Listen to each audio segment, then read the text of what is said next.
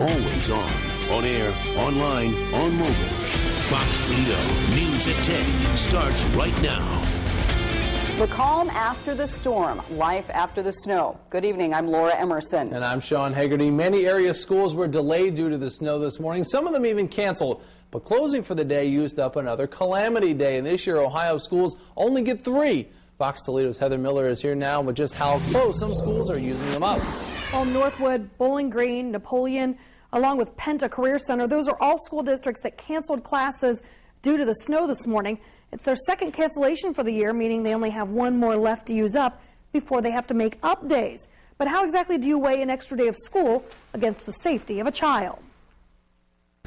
While many spent the morning digging out from several inches of snow, area schools were deciding whether the streets were safe enough to send students to class. Every district is different. We have a combination of rural roads and city roads, and we have both people that live in Perrysburg Township as well as Rossford City.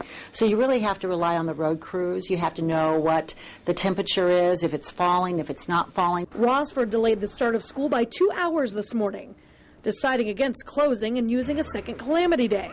But the number of Calamity Days left had nothing to do with that decision. When people talk about 5 days versus 3, I don't think about that. I think about what's really going to be safe for our kids. And so the decision this morning was that we think it's going to be safe enough to bring the kids in after a 2-hour delay, so that's why we had a 2-hour delay. Last month, Ohio's new governor said he'd like to go back to 5 Calamity Days for schools.